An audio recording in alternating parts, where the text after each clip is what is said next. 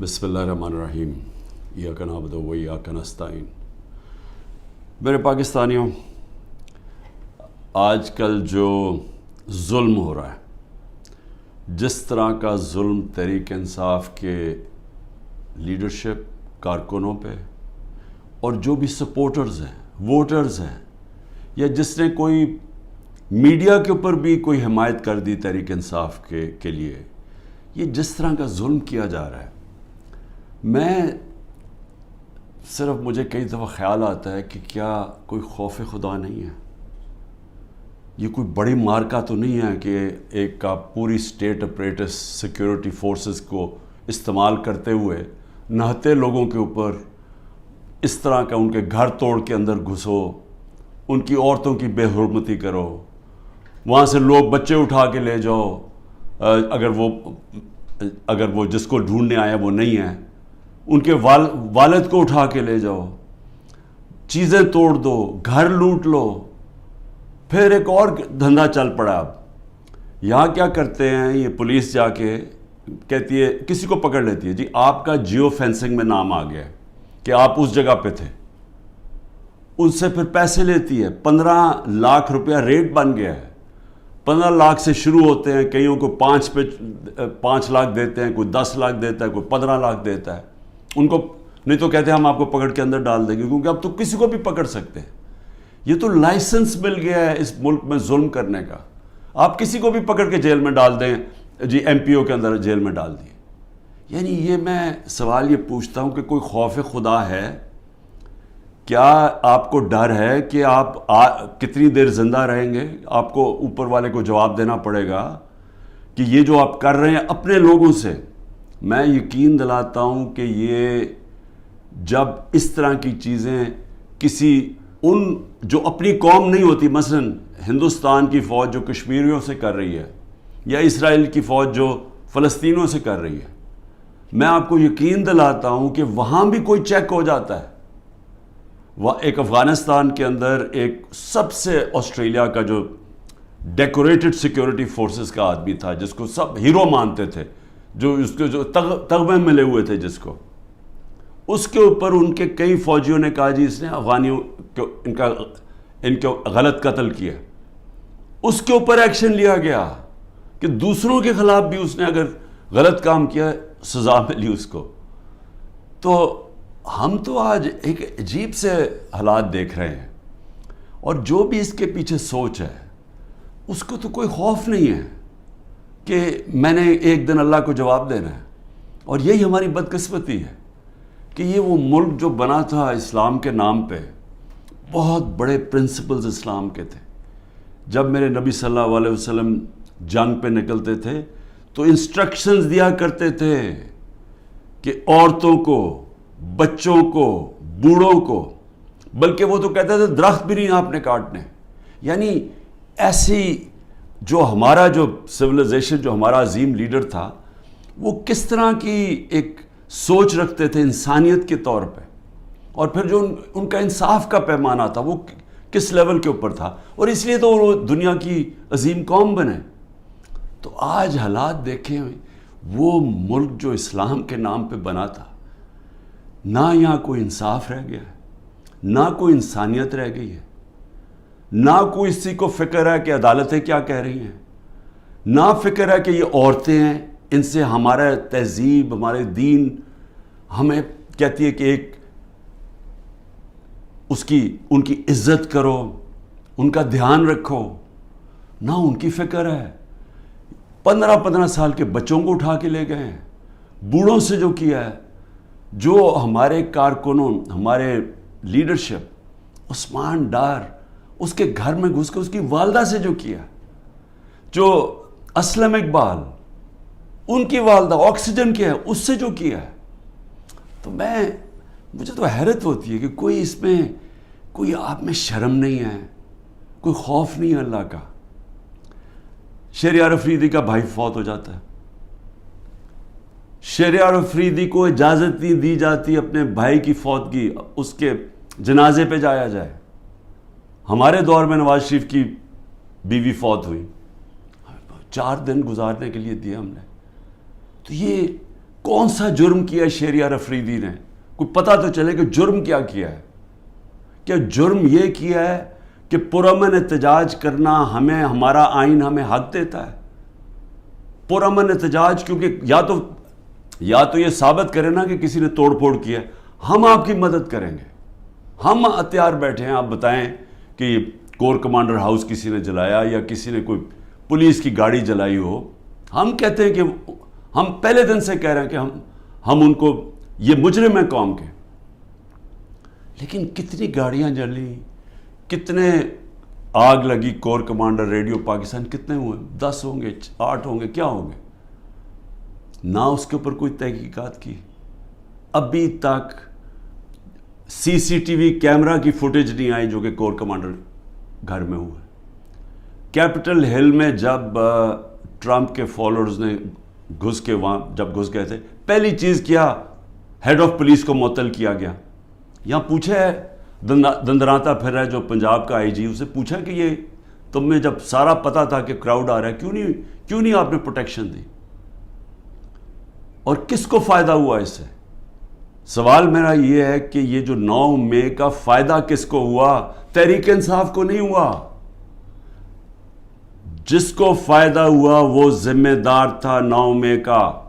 اور میں آپ کو آج لکھ کے دیتا ہوں کہ جس دن ایک انڈیپینڈنٹ اس کے اوپر انویسٹیگیشن ہوگی، یہ ثابت ہوگا کہ یہ کیا گیا تھا، پری پلان تھا.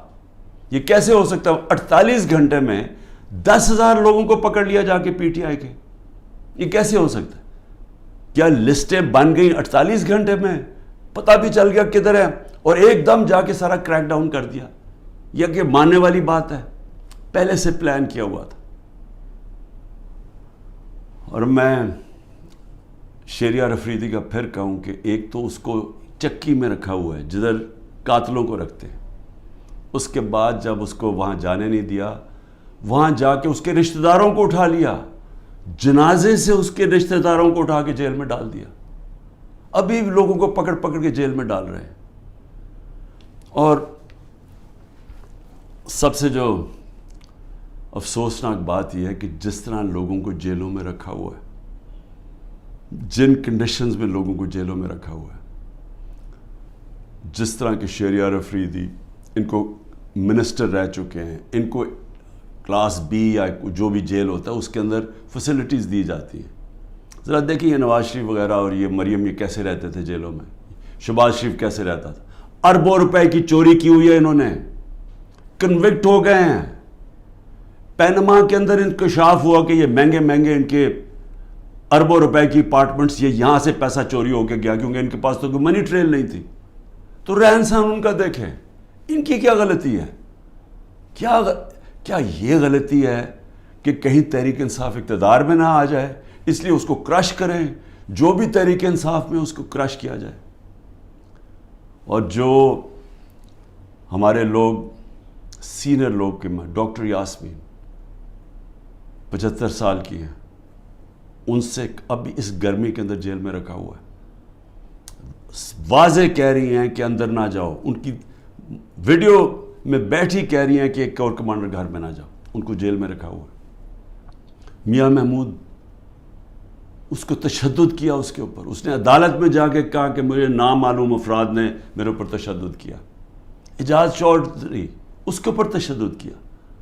تو یہ سارے جو ہمارے لوگوں کو اندر ڈالے ہوئے، علی محمد وہ ایک نکلتا ہے پھر جیل میں ڈال دیتے ہیں. بس صرف ایک کہہ رہے ہیں جادو کا لفظ کہ جی میں پی ٹی آئی چھوڑ رہا ہوں تو ان کے اوپر سب کچھ معاف ہو جاتا ہے، سارے قتل معاف ہیں، دہشت گردی سب کچھ معاف ہے. تو یہ ایسا تو اس طرح کا تو انصاف نام کی چیز ہی ختم ہو گئی ہے. یہ نظام جو چل رہا ہے، کیا اس سے یہ آپ حاصل کر لیں گے یہ جو کرنے جا رہے ہیں کہ کسی طرح تحریک انصاف کرش ہو جائے گی؟ میں آپ کے سامنے آج بیٹھ کے میں یہ دعویٰ کرتا ہوں، آپ جو مرضی کر لیں آپ تحریک انصاف کو نہیں روک سکتے.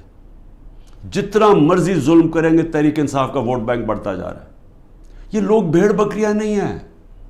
انسانوں میں اور جانوروں میں فرق ہوتا ہے. انسانوں میں جب شعور آ جائے، وہ جو انگلش میں فریز ہے an idea whose time has come، جب ایک دل میں اور دماغ میں ایک سوچ جب آ جاتی ہے انسانوں کی آزادی کی، کوئی طاقت اس کو نہیں روک سکتی. تو میری یہ جو کیا جا رہا ہے، یہ جو ظلم ہے، نفرتیں بڑھ رہی ہیں، اداروں کے خلاف نفرتیں بڑھ رہی ہیں، یہ ہمارے ملک کی تباہی ہے، یہ دشمنوں کا فائدہ ہے. تو میں 2-3 چیزیں اور کہنا چاہتا ہوں ختم کرنے سے پہلے، کہ میرے اوپر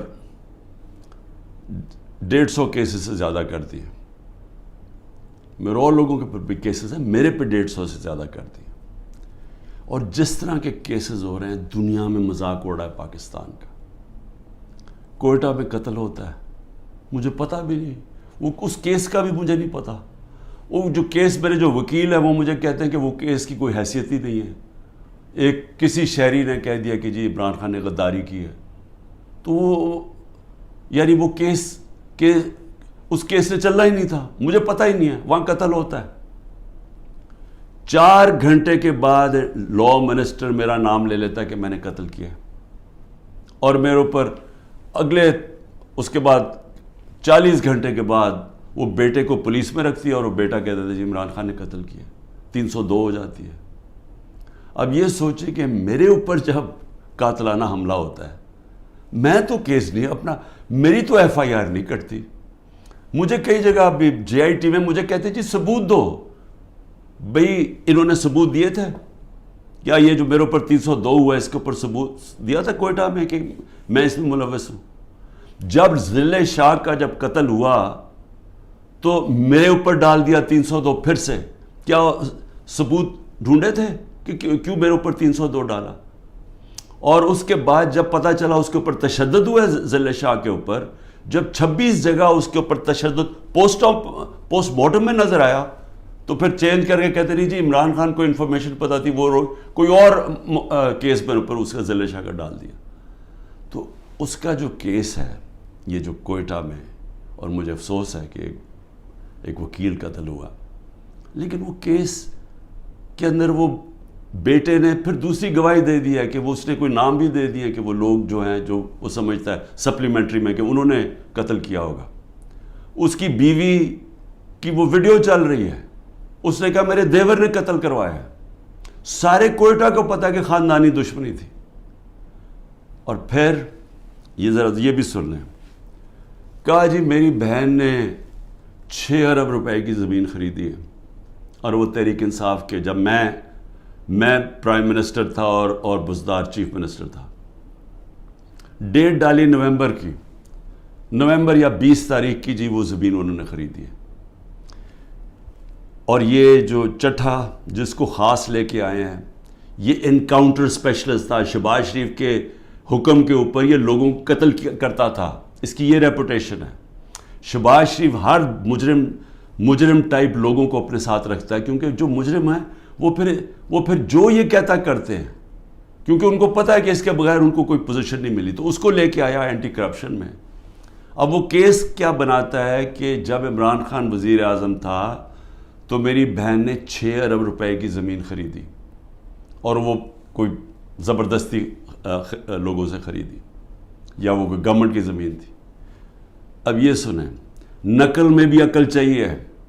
وہ جو میری بہن نے چیکس دیے تھے، یعنی وہ چیک کیش پیمنٹ نہیں کی تھی، وہ بینک کے ذریعے چیک دیے تھے، بینک ڈرافٹ تھی، اور وہ سارا ریکارڈ بینکس میں اویلیبل ہے. ان کے پاس ثبوت ہے کہ انہوں نے کب دیا تھا. چیک کب دیے تھے؟ چیک دیے تھے مئی اور جون 2022 میں، جب میری حکومت نہیں تھی، حمزہ شریف کی حکومت تھی. انہوں نے پٹواریوں سے تو چینج کروا دیا، لیکن اب وہ بینک ریکارڈ کیسے چینج ہوگا؟ پٹواریوں سے تو کہا نومبر میں چینج کروا کے، کیونکہ یہ شریف خاندان نے تو ساری زندگی 2 نمبری کی ہے، ان سے ایمانداری سے کوئی چیز ہوئی نہیں آج تک. تو لیکن ہیں کیونکہ ڈفر ہیں، انہوں نے یہ نہیں ریئلائز کیا کہ چلیں وہ تو آپ نے پٹواری سے چینج کروا دیا نومبر کا، لیکن جو چیک ہے وہ جو بینک کے اندر جو جب چیک سے پیمنٹ ہوتی ہے وہ تو آ گئی مئی اور جون 2022 کی. اس کے اوپر بھی کیس کروں گا میں.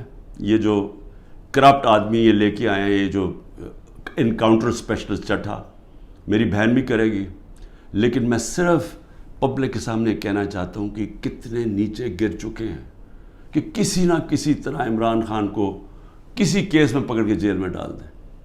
یہ جو ملٹری کورٹس کھولے ہیں، اس کا بھی صرف ایک ہی مقصد ہے کہ کیونکہ عام ان عدالتوں میں، کسی بھی عدالتوں کے اندر کوئی بھی کیس نہیں کھڑا ہوتا، کیونکہ وہ کیس ہے ہی کچھ نہیں، بوگس کیسز ہیں۔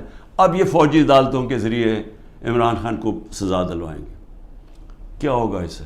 میں تو تیار ہوں، میں تو ہر چیز کے لیے تیار بیٹھا ہوں، ہر جگہ ہر دوسرے دن عدالتوں میں پھر رہا ہوں، جا رہا ہوں۔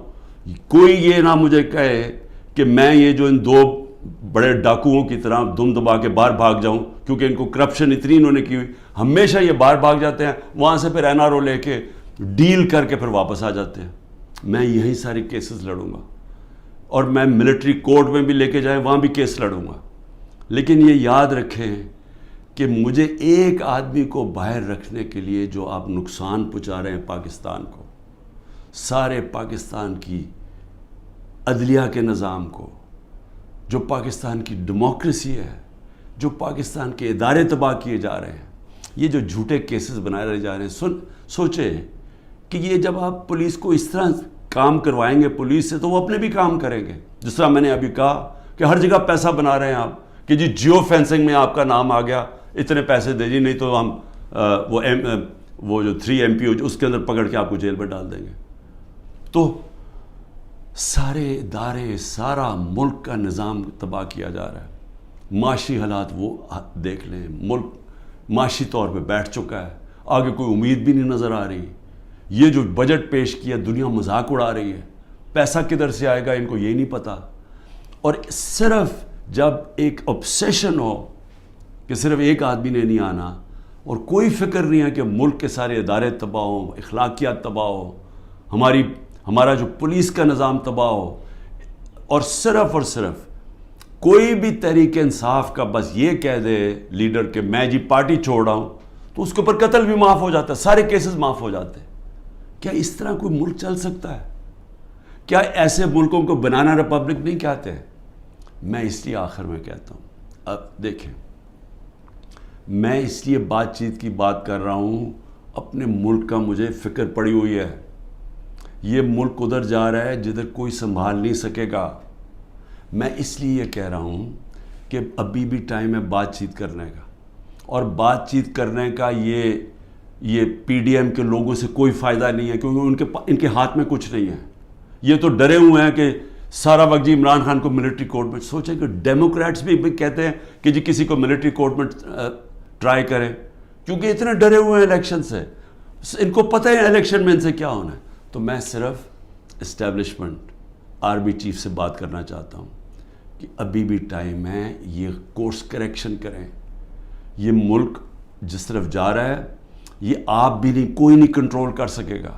یہ غلط فہمی ہے کسی کو کہ ایک اسٹیبلشمنٹ ملک کو اکٹھا رکھ سکتی ہے، نہیں رکھ سکتی۔ ملک کو ایک ڈیموکریٹک پارٹی جس پبلک کے اندر روٹس ہوں، وہ ہی ملک کو اکٹھا رکھ سکتی ہے، اور پھر ہاں دشمنوں سے پروٹیکٹ کر سکتی ہے ہماری پاکستان کی فوج۔ لیکن اس طرف جدھر ہم جا رہے ہیں، مجھے افسوس سے کہنا پڑتا ہے کہ ہم ایک بالکل اندھیرے میں جا رہے ہیں۔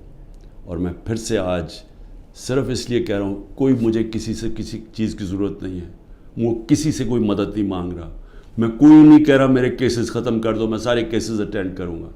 میں صرف یہ کہہ رہا ہوں کہ پاکستان کو بچائیں۔ یہ ملک جس طرف جا رہا ہے، یہ جس طرف یہ لے کے جا رہے ہیں، اور جو آگے پلان بنا ہوا ہے کہ اور بھی پارٹیز کھچڑی بنا کے اور چھوٹی چھوٹی پارٹیز کے اندر بندر بانٹ ہو جائے، اور اس سے کوئی چینج آ جائے گا ملک میں، اس سے اور تباہی آئے گی آگے۔ پاکستان پائندہ باد۔